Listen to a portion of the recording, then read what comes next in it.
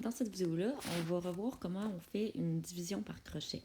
Donc, si je veux diviser 1792 par 14, ce que je dois faire, c'est que ici 14, c'est un nombre à deux chiffres. Donc, je vais commencer par regarder dans les deux chiffres les plus à gauche du nombre. Donc, ici 14, ça rentre une fois. Donc, je vais faire une fois 14. Je vais soustraire pour voir il me reste combien. Ici, il me reste 3. Donc ensuite, je vais ajouter le 9. Donc dans 39, ici 14, il va rentrer deux fois. Donc 2 fois 14, ça donne 28. Et quand je fais la soustraction, ça me donne 11. Ensuite de ça, je vais ajouter le 2. Et si je regarde 14, je vais demander combien de fois ça entre. Et ça va rentrer ici 8 fois. Donc je vais faire la multiplication. Ça donne 112 et je m'arrête quand ici le restant est de 0. Côté vocabulaire, quand on fait la division, c'est important ici de voir que ici 14 c'est le diviseur.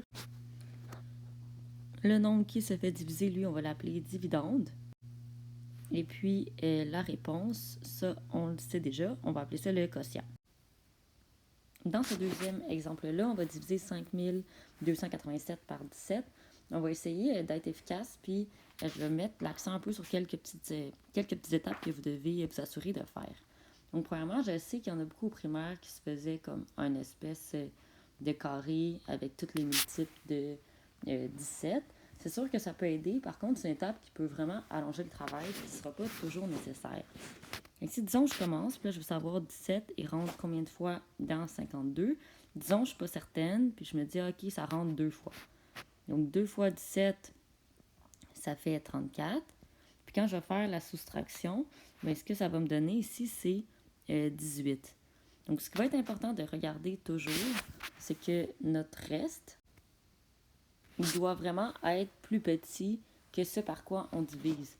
Comme ici, s'il me reste 18, mais ça veut dire que 17 aurait pu rentrer une fois de plus dans 52. Donc ici, inutile de tout recommencer, c'est que je sais que ça va rentrer une fois de plus. Donc je vais faire une fois 17 et il va me rester 1. Donc pas besoin de recommencer au complet. Donc ensuite, je vais pouvoir descendre le 8, qui est mon prochain nombre. Ça va rentrer une fois. Il reste 1, donc 1 c'est plus petit que 17. Et finalement, je vais descendre le 7. Ça rentre une fois 17, il reste 0. J'ai terminé. Je n'ai pas dû faire mon espèce de carré magique. Donc, juste pour essayer d'être le plus efficace possible. Donc, c'est important ici de toujours prendre le temps de vérifier votre reste, sinon ça va occasionner des erreurs.